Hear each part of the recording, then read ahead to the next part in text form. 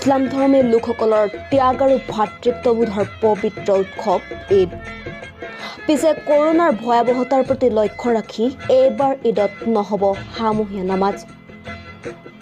তাৰ বিপৰীতে চৰকাৰী নীতি নিয়ম মানি ঘৰতে নামাজৰ সিদ্ধান্ত। ইমামৰ অনুমতি হৈ 2-4জন লোকহে প্ৰৱেশ কৰিব পাৰিব মছজিদত। সমান্তৰালকৈ একে সিদ্ধান্ত গ্ৰহণ কৰিছে মেৰাপানীৰ ঈদগাহ সমিতিয়ে। ৰাজ্যৰ ভয়াৱহ কৰোনাক লৈ আতংকিত সকলো। বন্ধ হৈ আছে সকলো ধৰ্মীয় অনুষ্ঠান। ইয়াৰ মাজতে অনুষ্টুপীয়াকৈ পালন হ'ব হেঁপাহৰ ঈদ।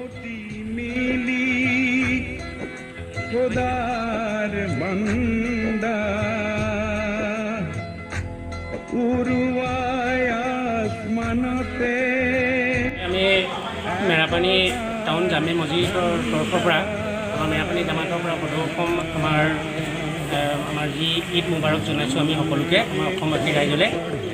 আৰু আমাৰ বিগত আমাৰ যিবিলাক আমাৰ 1966 চনত আমাৰ মেৰাপানী মছজিদ স্থাপিত হৈছিলে, তেতিয়াৰ পৰা আমি খুব উল্লাস উৎসাহেৰে আমি ঈদ পালন কৰি আহিছোঁ।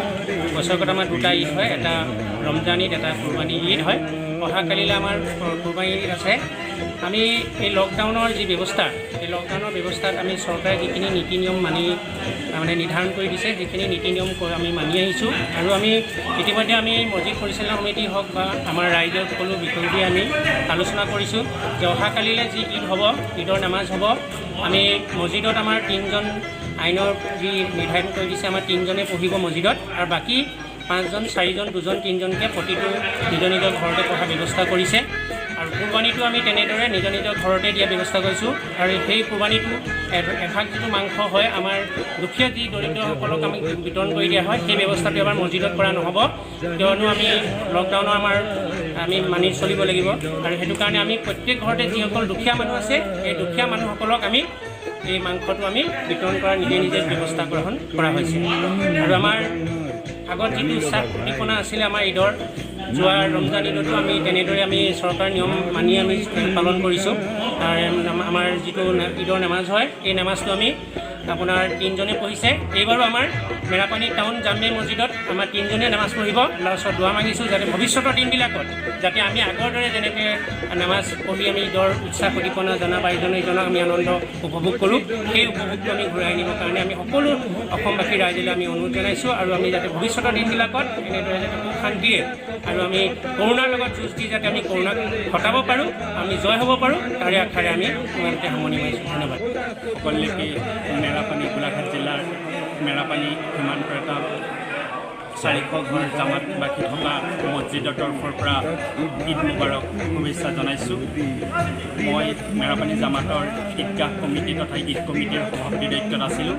আমি যোৱা ৰমজান মাহত মোৰ বক্তাই কৈছে যে আমি ৰমজান মাহত অন্য বছৰ দৰে যি উলহ মালহে ঈদ পাতিব পৰা নাই, চৰকাৰৰ নিৰ্দেশে মাথো নহয়, কৰোণাৰ লগত আমি যুঁজ দিবলগীয়া হৈছে।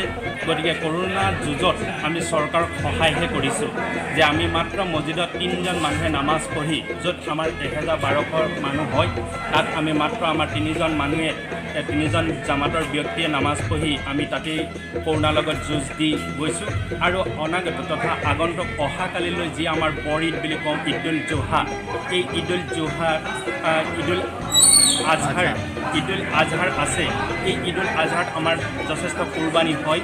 এই কুৰবানী সম্পৰ্কতো আমি ঘৰতে আবদ্ধ ৰাখি আৰু মছজিদলৈ নামাজ পঢ়িবলৈ নহাকৈ ঘৰতে নামাজৰ ব্যৱস্থা কৰি আমি নামাজ পঢ়াৰ কথা আমাৰ ৰাইজক আমাৰ সিদ্ধান্ত দিয়া হৈছে।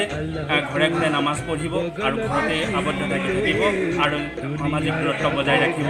আমি আশা ৰাখিছোঁ, আমি বিশ্ববাসীৰ ওচৰত দোৱা কৰিবলৈ কৈছোঁ যে আগন্তুক আমি কৰোণাৰ লগত যুদ্ধত জয় হ'ব পাৰোঁ আৰু এই কৰোণাৰ পৰা আঁতৰি আমি আগৰ দৰে উলহ মালহে আমি যিদৰে ঈদ পাতি আহিছিলোঁ অনাগত সময়ত আৰু আহি থকাৰ সময়ত যাতে আমি কৰোণাৰ লগত যুঁজ দি জয় হৈ আমি সুখ শান্তি আনন্দৰে ঈদ পালন কৰিব পাৰোঁ, এই আশা কৰিছোঁ মেৰাপানী ঈদ কমিটিৰ তৰফৰ পৰা।